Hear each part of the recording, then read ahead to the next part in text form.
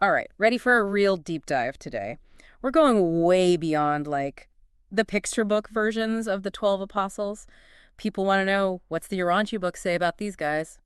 Real people, hanging with Jesus. That's where it gets interesting. Because the Urantia book, it doesn't shy away from their humanity. It's like flaws and all. You get these little details, these quirks, makes you think, huh, never pictured that about one of the apostles. Yeah, it's one thing to talk miracles, sermons, all that, but these guys were with Jesus day in, day out. Had to be arguments, right? Maybe some laughs. I bet sometimes they were just confused. Oh, absolutely. And that's what's so cool about the Urantia book. It reminds us these weren't like perfect saints picked out of a lineup. They were regular folks, each with their own, what do you call it, baggage. But Jesus saw their potential. Right, potential. So the book kind of throws us right in with these guys, but someone hearing this for the first time, what even is the Urantia book? Big picture. For those who don't know, the Urantia book, Yeah.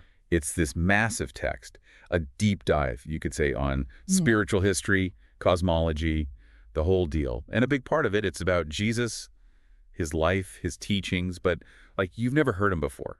It kind of just showed up in the early 1900s, presented as this big revelation. Right, and within that huge EE story, we get these glimpses of the apostles. It's like they become people you could almost know. That's it.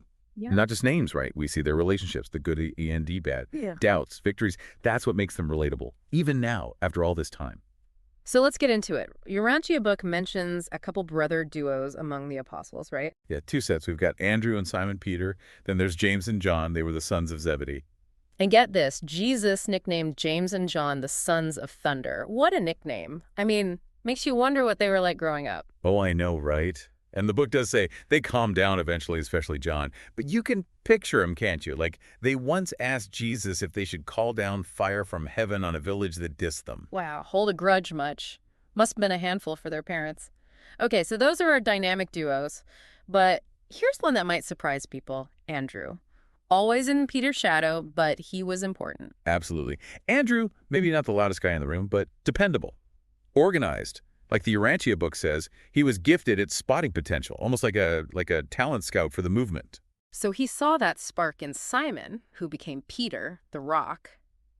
Speaking of, Peter was the opposite of quiet and organized. Oh, totally. Peter, he's a trip, all heart, but impulsive. Remember, he jumps out of the boat to walk on water, but then denies even knowing Jesus 3 times. And yet, even with those moments, those human moments, Jesus saw something in him, strength that maybe Peter didn't even see himself. Exactly. And that's a big deal in how the Urantia book presents these guys. Jesus saw their potential, even when they messed up. Like, we're all works in progress, right? We can do amazing things, but we need guidance. So it's not just the brothers who had these interesting relationships, right? Even John, who, later becomes the disciple Jesus loved, even he and Jesus, it's complicated. Right. See, people get sappy about that phrase, but the Urantia book, it goes deeper. It wasn't just affection. It was John's capacity to get it. Like the depths of what Jesus was teaching, it took the others longer.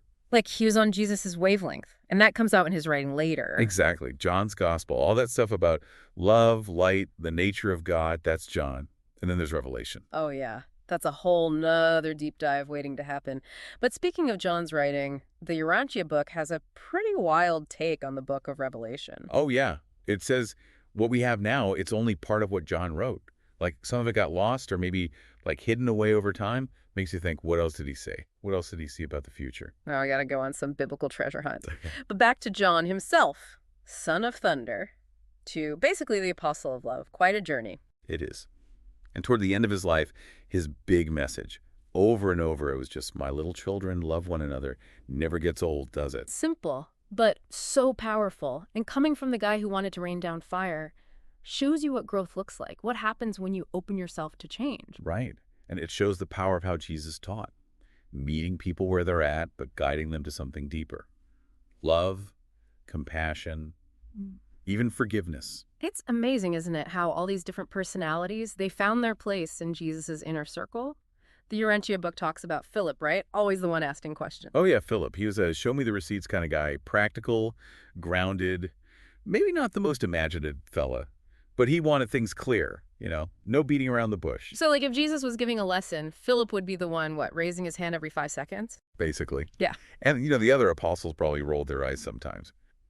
But Philip, He was relatable. Like, everyday people, they felt like they could go to him with their questions, no judgment. He made it safe for people who weren't, like, theologians, you know. Speaking of needing things spelled out, Thomas, he's gotten a bad rap as the doubter. True, Thomas equals doubt, pretty much. Yeah. But the Urantia book, it adds some layers to that. Sure, he needed proof, had to see it to believe it. But isn't there a little of that in all of us? Oh, yeah. Especially when it comes to faith, huge stuff like that. But here's the thing.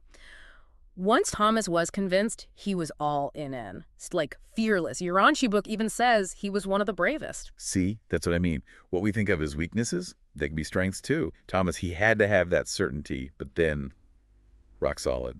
Really makes you think twice about putting labels on people. We can surprise you. Yeah.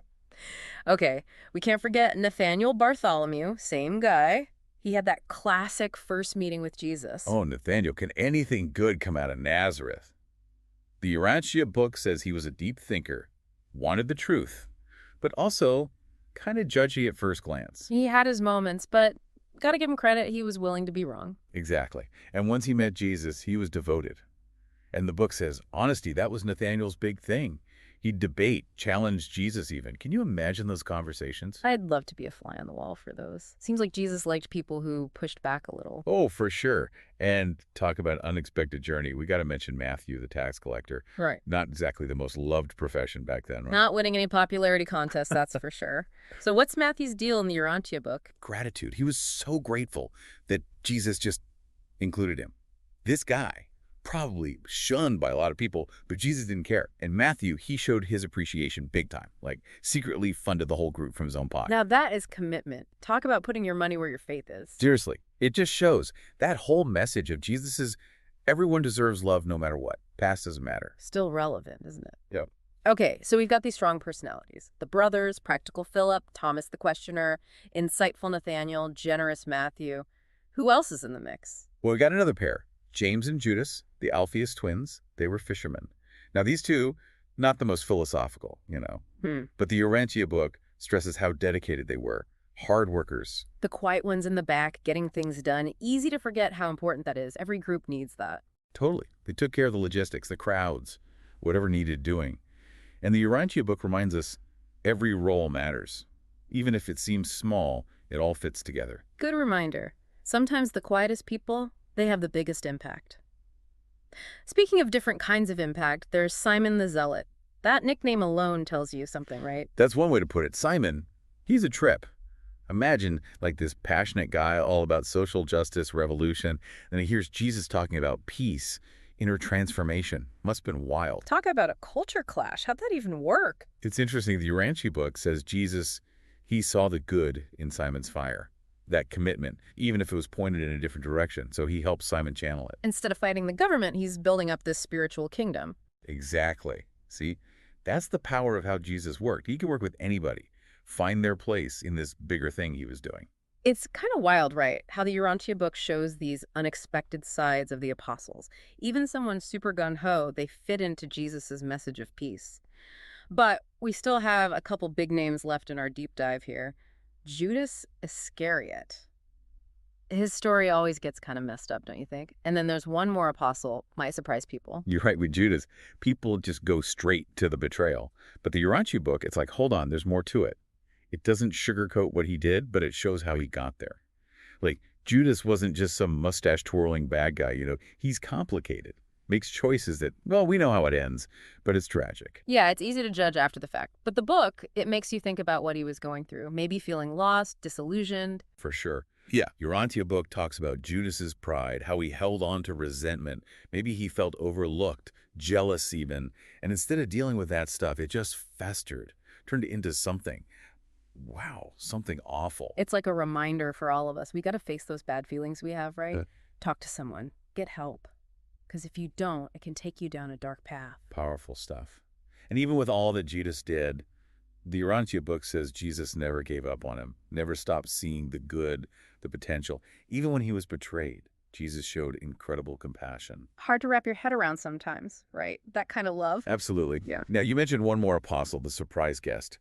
For this, we got to talk about someone who gets overlooked a lot. But being in Jesus' inner circle, that says something, right? James the Less, or James the Younger, sometimes he's called that. James the Less. Okay, gotta be honest. Not ringing a bell. What's so special about him?